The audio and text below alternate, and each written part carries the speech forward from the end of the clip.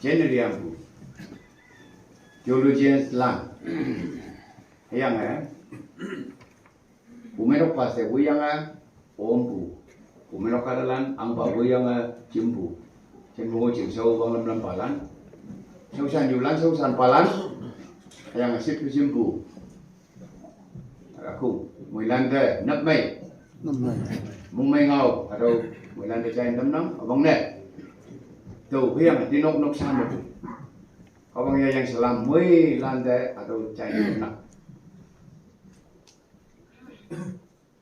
qua chân cảm cái nó introductory chairperson atau gangat deh respect sang penengah wangpui chân cảm cái nó volume senat tanah punya sim deh chân cảm và chỉ mấy deh nó sebagai trình độ và về chân cảm ta là cái cái đề rồi ini cái nó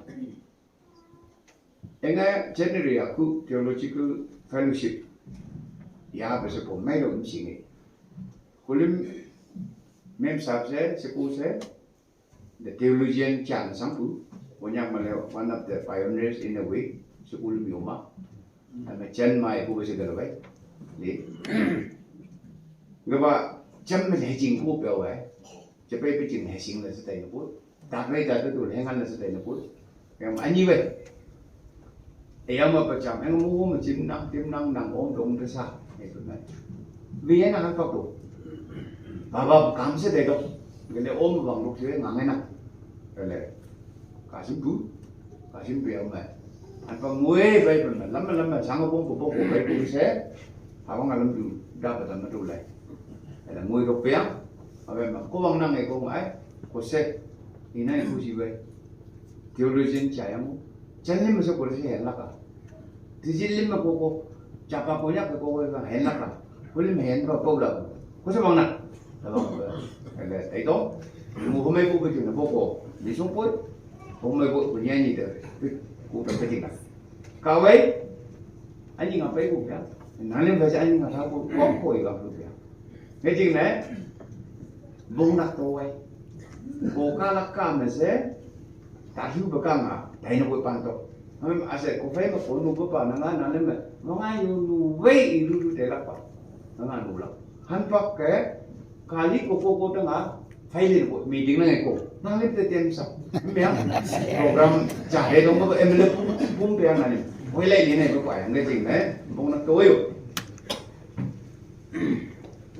point ani cha om do ko phải ru do eve ko tam point ve ko nyak chim ching mai min pam chim short ching le youth short ching le the mission center establish faile time to time sharing Taman baka otam tay do. Kaya kulim to hujay na ilak otam tay do. Gicing na chingmay lang na ko. Request ang lubay masente sa amin tay do. Yung pass din tay do. Even the president tay do. Nalim note na sang do le kunyak level male cham na malali ko. Tingli ting thang tinker siya. Nga nalim kang mo ko. Nga gela ko yun na nalim ham ko. Gicing na point otam. Jangan jalan cik itu. Kulim ya, iban yang ya. Dokon mana tu, singa mana tu. Successful official jangan sangat tu. Apa yang baik? Minister sangat tu. Hado itu ingin kimbal nanbong bong mai tam na kuya pan dia. Ngam sa. Ngân em sao? Cô sẽ cái này anh ngân đồng đấy, nàng lên mà sẽ ngân lên được. Ngân em sao? Mà bông men tệ. However, new religions movement, chui, anh ấy chấm more denominations. Thế mà không ai phải xin sao? Bông mày, chỉnh mày, bông mày, satisfaction, galam bông ai. How are you doing in Singamandu? Hakalo boy. Bong mai ta ko. Ko fin chai ko se, ko mi ya ha ve kan ngan do tes sang phai. Cái chuyện là boy hu boy. Ana mà thấy về, trên đây mà bà cụ cha thúc tập bên rung chặt. theologians lim opang uku se pum hawang tu tai la boy nang ya wai ti ru ko wai nang de jak pe den ba sa phan nang de jak yang ko sing hotem wai commitment kai sang na bu hotem wai accident sang the hotem wai circumstances sang the hotem wai sin li tu sang the hotem wai warning kai sang the giang ko se nang li bu năng thầy cái năng cũng hạ số chỗ cái này cái gì cũng năng cái gì này năng用把hạ số chỗ mà mấy số sao bên sang gì mấy vòng năm bên sang gì you will find the happiness there có hắn bằng mấy sáng là sang văn ba là sang văn vòng năm ba sang văn là ô bông mày vậy à tiền ya bằng này hawang sulam susah kelim layani depan put jalan han pak jam ni put ota hi mai bo pan bel mai hakal oru the twin nan the chang tu han bim kan pan ba nap cha chule bong sang pai nap cha this is la rok pai nap oh I really admire the servants of God who merok susah palim hawang susah palim and mai sang pesu Hawaii you getting with that? Nalim tu. Getting na po rupa. Nang yung pahasu cho. Nang hingjing le. Ada apa na no matter how big it is, your position. No matter how small it is, your position. Galam sa. Nang fai shraut pe. Nang ku pahasu cho. Nang ku hasu cho. Nang. Shraut ka susah siya. You will be blessed. May do like me. Chính mấy linh bà lan mong ai lọc hàng chừng này bằng thằng im hàng chừng im ăn chừng im bôi à thôi chính bà này chả hôm nay mẹ cô hắn bằng mà cô lim cô cứ sẽ cô về lại cô về ban cô ấy cái đập tiền mình lọc phê tiền mình lọc phê ra lim tiền na lọc ý chứ mẹ tu lại mẹ sẽ chăm sẽ lọc đấy vắng ngủ ra lim na thì hạ em hạ cô lim bốc sang ấy thì cô gắng reference chăm mà cô think about that hawang nang ku need se kun uralim ha pan ra de ko ke jing all le bong sang ko le theology tai all le bong sang ko hawang su ta sa you should be satisfied where you are ganga the blessed life ganga ya ma uralim na de ha lim me ko lim jinya ro ganga cha cham very controversial topic nang lim yai ning nei bakal chai runa ko konya pangsim me mission sense me tim chuma ko yong ga konya pia phong ko lim me ma de ho jing lak be asa de kap ma emangu man lim ya we reference ni de ko to ma de ho jing lak be era le de do ma de ho jing lak be e yin le de shwe ko pan pa hawang mo nak way example pan be ko ku personal belief kan sa ito tim jin nei siwai ko konya pang jin be ngi do ma we ayin bai tum sa this is the spirit thing li siwai ko imma ko su ku ma be gala la kung le ku sa ma le ko ma mo ka tu le ku pa ku ma lang sa lo be cái cái đó, xin thế bây giờ, cô bà cũng chẳng khét mà lăng sang với ý rằng, this is not the truth of blood, this is the spirit. Cô sao ra lăng, oku hasiku. This is the divisive policy of Satan. Cái chuyện này, Bible mà sẽ im tệ nó lên mà hồn sa này, cũng cứ ngay này cô biểu, không chạy, hào á. Hay mà bên đây nhị số linh, mà bên đây nhị phê linh thì thuộc cái gì cái à? Ok mà, hay mà bên đây chính là bác con baba, mà bên đây chính là baba em thấy cái à? Hai anh mà thế, hay mà bên đây chính là bố mẹ nó chả, mà bên đây chính là chả em thấy à?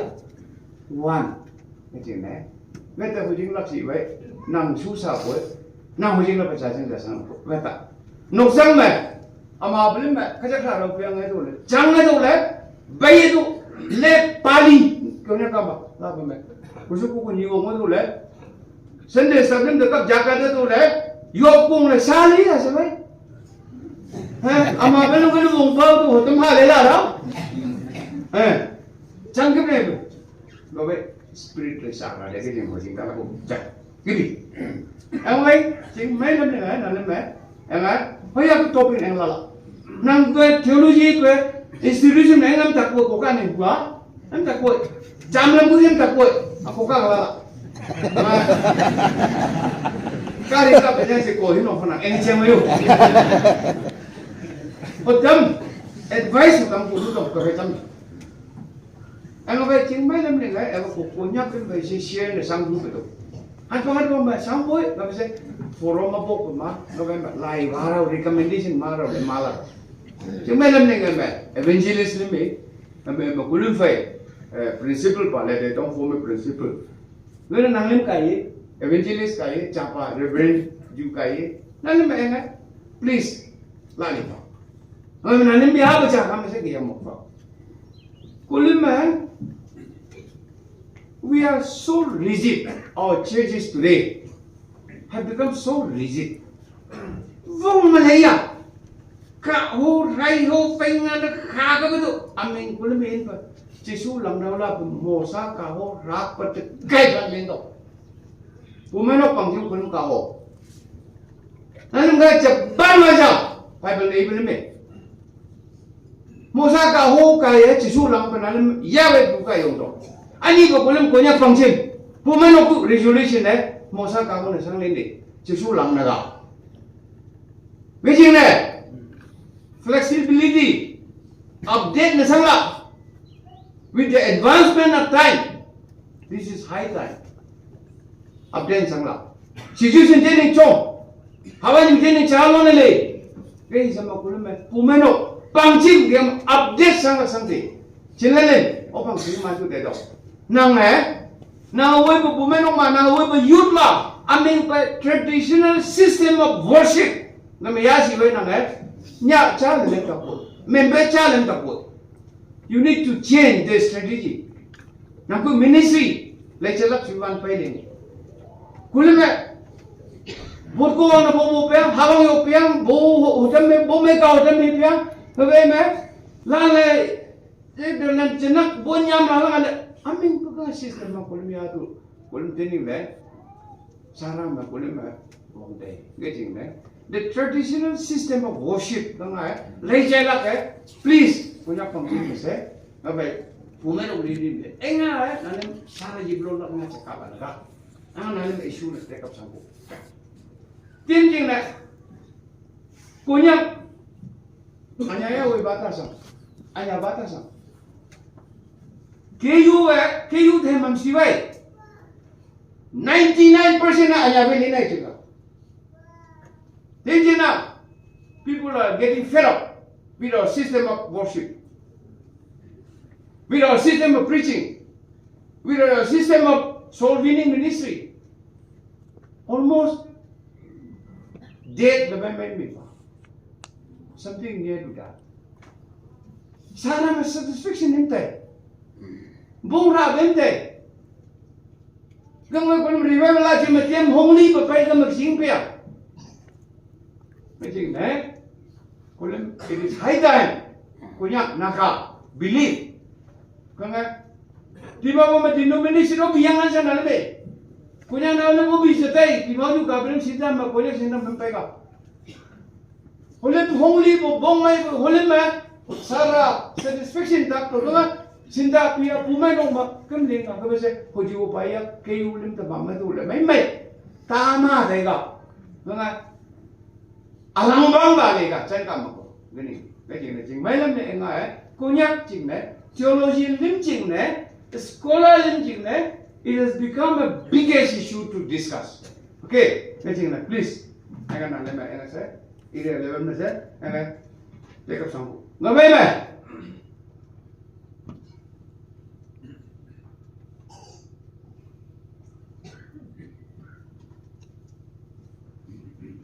chăm chả đấy rồi có nhắc vào những từ bà lui vào cả sai thì mô lốt ra ngay nó cũng vào mô cái vậy mẹ dedication of tâm để lẽ sao nào bên gia cụ Tengah kempo ceremonial ya. Kuning bah. Rutin ni, kau pasal rutin ni kau pasal juga. Nang pan pakak, nang pan pai beli nang pan bermiop lah misal. Kau regular sangat deh. Saya bang. Enggak tahu. Reverend Hamu, Ashok. Regular sangat deh. Kau lo super hodam om Hamu yop Kau ni kau Gelap jama. Amen ini kau me lah Saji kau hodap yang Allah nang mai hapu dari kapu. Nang mai li ada hapu. Hak pakai nang mai ulum cing ne. Hui kuya. Tihi pakai miksum lipu. Ti ling pakai nang ku ai miksum lipu. Ulum honu cing dia cing nang mai hapu yo. Nang ku ai ling po yo. Ling rong pre. Hak rong jisu ulum. Cing ne. Regular sangat deh. Lo Sadi cuma. Asyik dia pasal seorang sadi ni kalau tabung saya openg, dia openg le sing le. Mui bawa apa baik, reverend baik. Reverend pong sing anga jen double jen je elegani sadi tu everything legitimate baik tu kok. Uniformity ada, dan tinggal. Church menor dengan properly recorded something. It is high time that we need to regulate. All the ceremonial prayer points have validate. Validate, legitimate. હવે મેં ceremonial ko no po mo, sati mo, now binjaku. Now binjaku buju pai kong am buju galat la thai si te kong na bau na ke kong ke. Man ke do. Pai kong le Now you buy some of the whole pipe and it to your bear. Now did it get some? No me right. I mean for Holland for I need maybe lively spiritual women of way, churches way, denomination way. Now buy to that. I want to get some fun of how to take on. Even that has to be included. That is very important. Otherwise, what is the meaning of dedication then? Now fun of Fabia. Being left on Fabia. Running back. Elili, go ya, hanga, tik tak gue, kau tengok, kau nak lagi tahu, apa ni? Jam,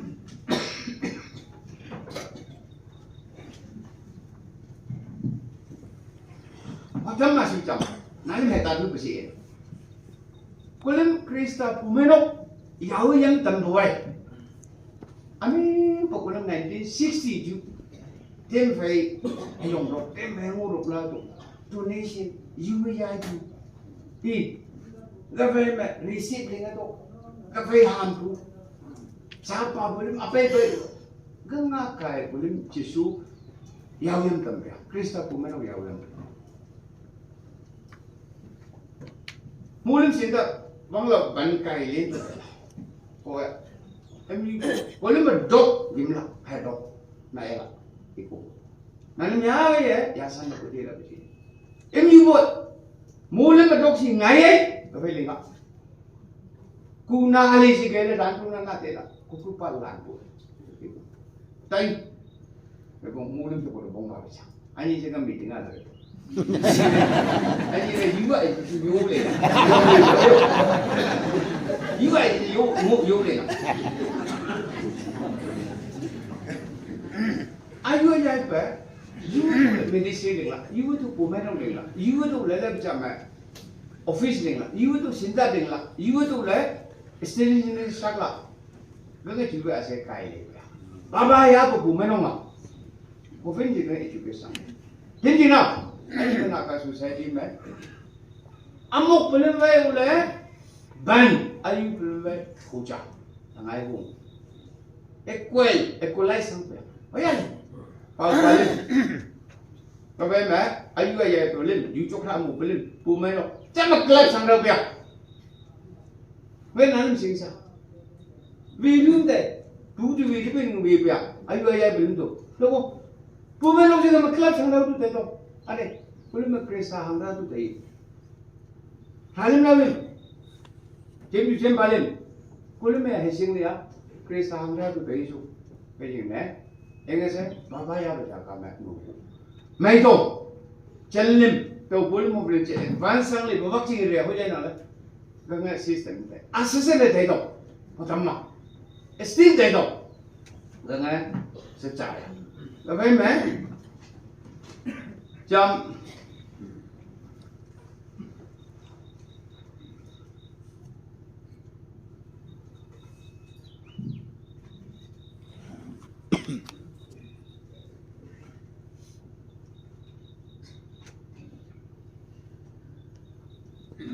Jump challenge.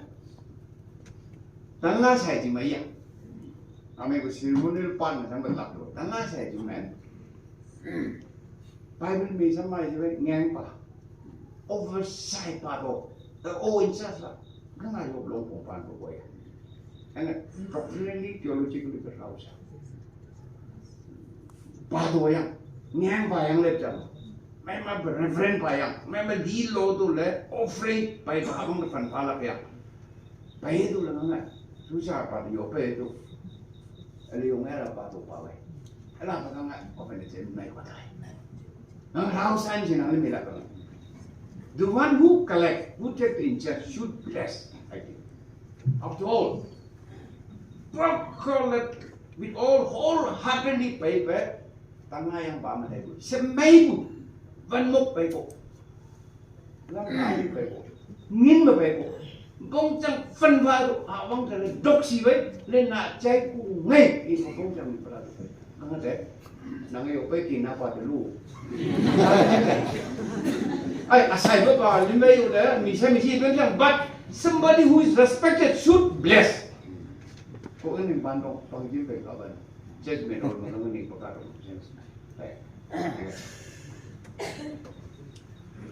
nó về mẹ issue với trên này làm ngay cả cuộc đời CATF năng lên người phong cái đấy nó bảo năng lên một tâm studying sang đó findings recommendation cho cuộc even to the kunya ba area vậy kunya mình ngay cái issue hay ngay cuộc đời vậy mình lấy mara na lấy mara iya bông chẳng lấy má bay penetrate the lemasa. But when we have tested the bitterness at the sound though, when chapa hemaipa division, unity, divisive, come to the it is our duty, not only the theologians, even as a believer, including me, studying the Samato, thoroughly Samato, who them, heavy chapa the recommend something. What we need to do? Kulima ministry training like Jay. Kulima training is ole. Strategize the training sangai. Kena cela. Kulima aming yung de. Pumenong sangla. Even you, your forum. We are too busy and too engaged in the routine works. And that way we have deviated from the real ministry of soul winning ministry. Deviation from here. Which is my routine works for God. Certain innovative studying some findings of what them who love her. My mouth. I mean, say go yo. Because to pay the girl on the hill, boy, or a cognac not political sector, religion sector, Nangale, Bille Cardinal, Ataka le Cardinal, here, Chapa, Joka le Cardinal. Then away, Manglo, another 10 years in Kaito. Okay, Nisha Cognac Singaman Pangai freedom of religion ma. The way Makafang need a court, the challenge of a Chivan by the Laka. My mind lightens on the Laka. Anyway, couldn't there. Volume om lang nhạc